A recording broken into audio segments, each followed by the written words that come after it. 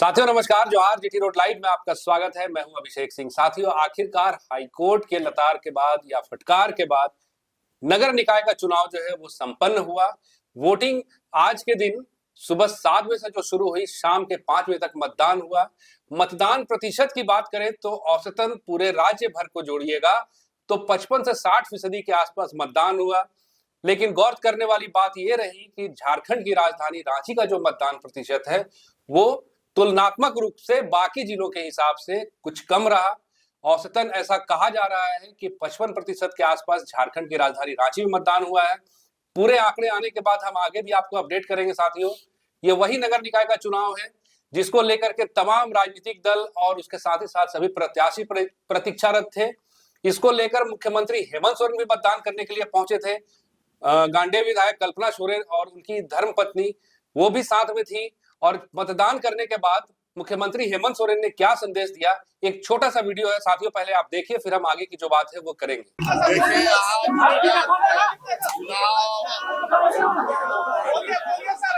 प्रारंभ हो चुका है और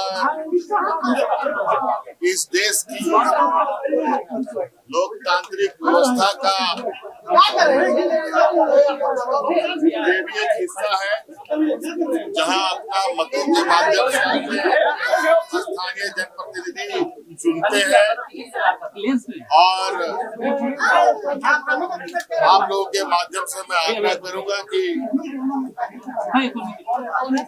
शहर के जितने भी मतदाता हैं सभी लोग इस पर्व का हिस्सा बने, अपने मतों का प्रयोग करें। आपके जो भी प्रत्याशी उनको जिम्मेवारी दें, उनको काम करने का मौका दें। इसी क्रम में आज हम लोगों ने अपने मतों का भी उपयोग किया है और इसी तरीके से आप सब लोग भी अपने मतों का उपयोग करें। और विशेषकर आप पत्रकार मित्र लोग, आप लोग कैमरा लेके घूम रहे हैं, अपना मत देने के बाद कैमरा लेके घूमे और मतों का प्रयोग करें। धन्यवाद। साथियों, आपने सुना मुख्यमंत्री हेमंत सोरेन ने क्या कहा। और न सिर्फ मुख्यमंत्री बल्कि झारखंड के तमाम बड़े नेता, चाहे वो रक्षा राज्य मंत्री संजय सेठ हो और भी बड़े बड़े नेता हो, सबने मतदान किया। और उसके साथ ही साथ ये भी अपील की कि जो आम नागरिक है वो भी मतदान जो है अवश्य करे। हालांकि मतदान को लेकर देखिएगा तो पूरे झारखंड में कहीं कहीं से मतदान में झड़प की भी जो खबरें हैं वो भी आई।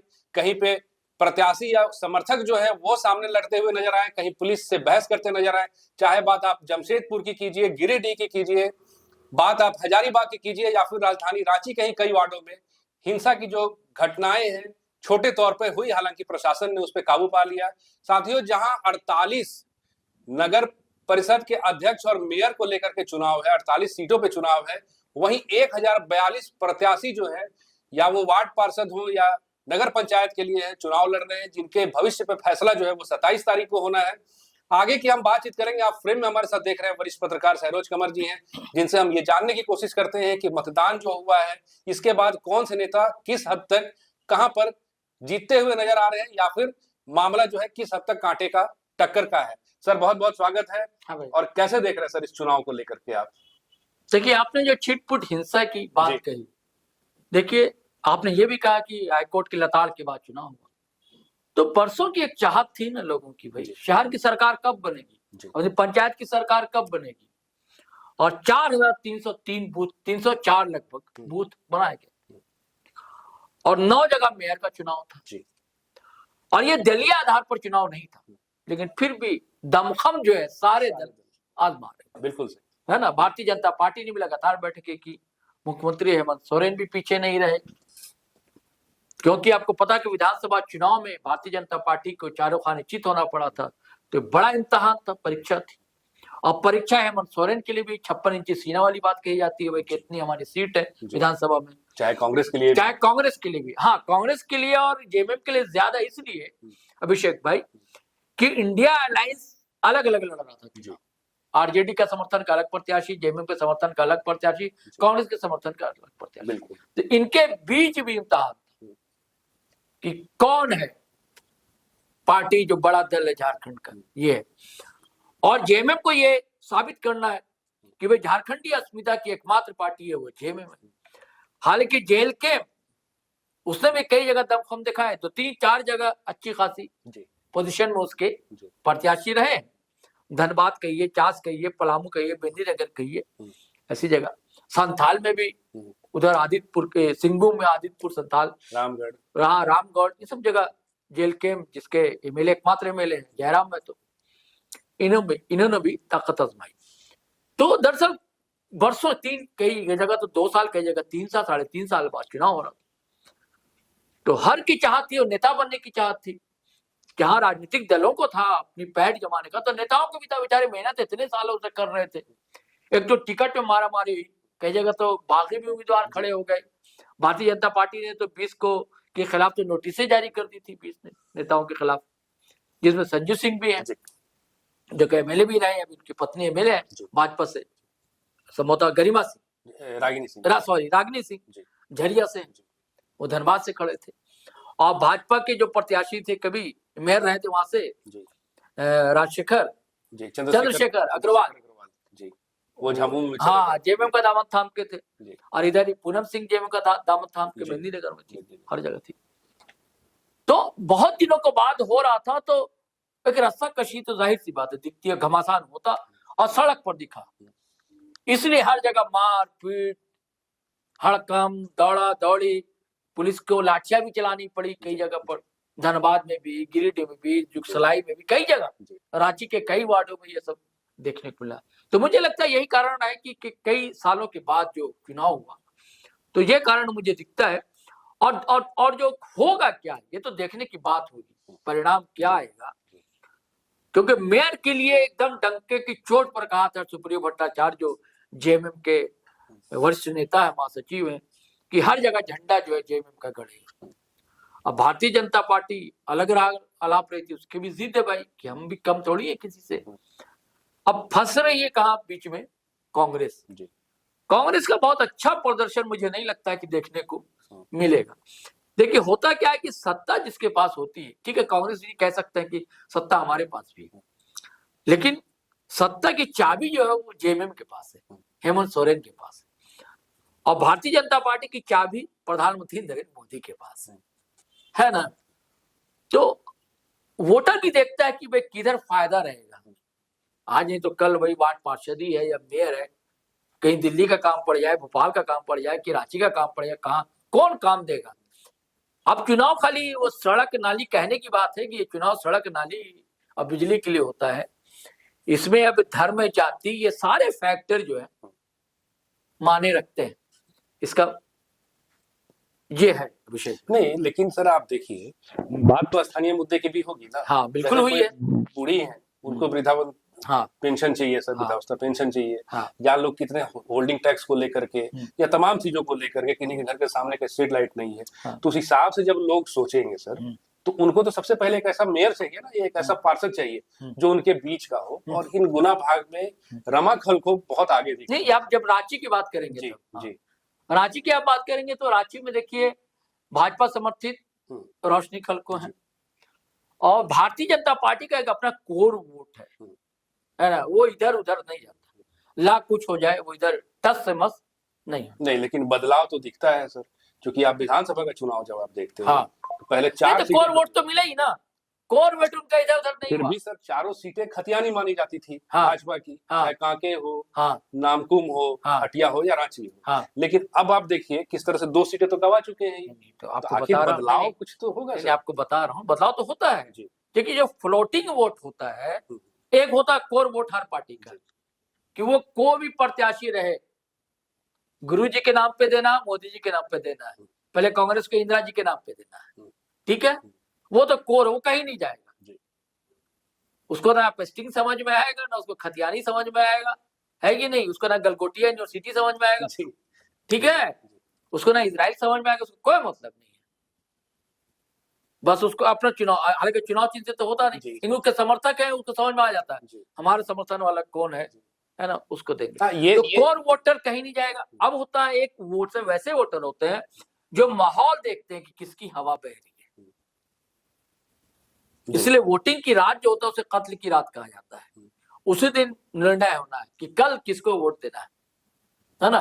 तो जो फ्लोटिंग होता है उसका इंतजार करता है, देखता है जिसकी हवा बह रही है गंगा में हाथ धो लेना। नहीं, हम भी वोट वो करता है, हम भी वोट देने के। हाँ। एक बात है सर, आप देख लीजिए कि भले दलीय आधार पे नहीं है, हाँ। लेकिन आम जनता के बीच में ये माइंड सेट बना चुकी है पार्टी। तो आपको बता तो रहा हूँ, यही तो आपको कहा ना, सिर्फ कि कोर वोटर को तो पता है ना हमारा कौन प्रत्याशी है। हाँ। जो फ्लोटिंग वोटर है, जो आपने कहा क्यों हार गए थे, अरे फ्लोटिंग वोटर उधर नहीं गया। फ्लोटिंग वोटर को लगा कि हेमंत की हवा चल रही है, मैया सम्मान योजना की हवा चल रही है, तो फ्लोटिंग वोटर उधर चला गया था इंडिया अलायंस की तरफ। लेकिन ऐसा थोड़ी कि कोर वोटर नहीं मिला, वोटर परसेंटेज बहुत घटा थोड़ी था, सीट घटी, वोटर परसेंटेज थोड़ी घटा। तो यहाँ भी देखिए रोशनी खलको को जो कोर वोट है रांची का वो मिला। उनको पता है कि हिंदपीढ़ी आजाद बस्ती से वोट नहीं मिलेगा। रोशनी खलको हिंदपीढ़ी आजाद बस्ती आई भी नहीं, क्योंकि वहां भी वोटर रहता है ना आपका। आप तो पूरे शहर की प्रथम नागरिक कहीं जाएंगी, मेयर बन जाएंगी, तो आप हिंदपीढ़ी आजाद बस्ती चट थोड़ी छोड़ देंगी आप। लेकिन यहाँ आई तक नहीं, वोट मिले, आप आती तो सही। उनको लगा नहीं ये हमारा कोर वोटर नहीं, हम काहे को मेहनत करें, टाइम हम क्यों किल करें। जबकि इंडिया अलायंस की प्रत्याशी जो है, या कह लीजिए कांग्रेस की या जेएमएम की, वो हर जगह गए, वो चुटिया भी गए, हिंदपीढ़ी भी गए, मोराबादी भी गए, हर जगह गए, रोशनी खलको नहीं गए। उनको भरोसा था कि हमारा कोर वोट है, कहीं नहीं जाए, इतना उनको यकीन था। क्योंकि सारे दिग्गज आप देख लीजिए ना, संजय सेठ तक उतर है, बाबूलाल मरांडी है, आदित्य साहू है, रघुवर दास, सारे पार्टी के बड़े बड़े लीडर उनकी तरफ। हालांकि जेएमएम ने वैसी ताकत नहीं लगाई। हेमंत सोरेन उतरे नहीं,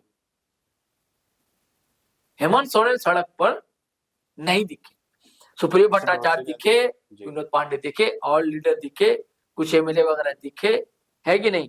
और राज्यसभा सांसद है, उनके बेटे ही दरअसल वार्ड 18 से है, कहा जा रहा है कि डिप्टी मेयर का है, तो वो हाँ वो उतरी महुआ माजी, लेकिन और बड़े लीडर नहीं। तो यहाँ मुझे लग रहा है कि सीधी टक्कर अब जो है रमा खलको, जो कांग्रेस समर्थित है, भाजपा समर्थित रोशनी खलको। और रमा खलको का पहले ऐसा लग रहा था कि माइनॉरिटी का वोट जेएमएम के प्रत्याशी सुजीत विजयानंद कुजूर के खड़े होने से कुछ छिटक सकता है, ऐसा लग रहा था। लेकिन आज जो मतदान हुआ तो उसको अगर आप समझने की कोशिश कीजिएगा, कोई हालांकि वोटर बोलता नहीं है, कुछ तो ऑफ द रिकॉर्ड बोल देते हैं, कुछ नहीं बोलते, उसका चेहरे को देखना होता है। तो वो देखने के बाद ऐसा लगता है कि बहुत ज्यादा बंटवारा नहीं हुआ, कुछ वोट गया है माइनॉरिटी का, इनको भी क्या नाम है विजयानंद कुजूर को, लेकिन ज्यादा जो गया है रमा खलको को गया है। लोग के अंदर था कि भाई रमा खलको एक बार मेयर रह चुकी हैं, हमने काम उनका कुछ देखा है ना, और लोग नए नौसिखिए हैं, नए लोग हैं। रोशनी खलको ठीक है वार्ड पार्षद रही थी, लेकिन उन्हीं के वार्ड में उनका विरोध हुआ, उन्हीं के वार्ड में उन्होंने इस बार अपनी ननद को खड़ा करवा दिया था। तो चर्चित नेत्री है, क्या नाम है उनका, जसना क्रिकेटा, उन्होंने एक न्याय हमरम को खड़ा करवा दिया था उस वार्ड से, और कई आरोप भी लगाए थे, दलाली ये वो क्या क्या आरोप लगा दिए थे। तो उनको अपने वार्ड से भी वोट का बड़ा दिक्कत है रोशनी खलको। तो अब देखिए फ्लोटिंग वोट क्या कमाल करता है। मैंने कहा ना कोर वोट तो ठीक है, कोर वोट दोनों ओर है, हाँ खेल फ्लोटिंग वोट का है। अब फ्लोटिंग वोट किधर जाता है ना, प्रचार प्रसार का मामले में, हालांकि मुझे लगता है कि भाजपा ज्यादा प्रभावी रही, नहीं कम कोई नहीं रहा, हाँ कम नहीं, रमा खलको भी कम नहीं रहे। आप देखिए जिस दिन चुनाव की जो प्रचार समाप्त होने वाला, हाँ, उसके पहले की जुलूस चाहे वो रोशनी खलको का काफी बृहद तौर पे रहा, उसी तरह रोशनी खलको ने बड़ा जुलूस निकाला ना, रमा खलको का वैसा जुलूस नहीं निकला शहर में, हाँ, लेकिन उनका जो डोर टू डोर, हाँ डोर टू डोर, रमा खलको का ये रहा कि डोर टू डोर, जी हाँ जी, बहुत मेहनत की है जी। और अब जेएमएम को देखना होगा कि शहर में मेरी क्या स्थिति है, क्या वजूद है कि नहीं है, ये देखना होगा। मुझे नहीं लग रहा कि जेएमएम बहुत टक्कर में रहेगा, मुझे लगता है कि रोशनी खलको और रमा खलको के बीच ही टक्कर होगा। अब देखिए कब है रिजल्ट, कब है रिजल्ट 27 को। हाँ 27 को पता लग जाएगा। ये तो साथियों 27 तारीख को जो है ये स्पष्ट हो जाएगा। और हालांकि जैसा सहरोज सर ने कहा भी इस बात को कि जो आमना सामने का मुकाबला है ये रोशनी खलखो और रमा खलखो के बीच ही ज्यादा प्रतीत हो रहा है। हालांकि इस पे से पर्दा जो है वो बहुत जल्द हटने वाला है। आज के लिए साथियों बस इतना ही। जाते जाते आपसे वही आग्रह है, आपने अगर हमारे चैनल को सब्सक्राइब नहीं किया तो जरूर से कर लीजिए। हमारे वीडियो को लाइक शेयर और कमेंट जरूर कीजिए। आज्ञा दीजिए, नमस्कार, जय हिंद, जय भारत।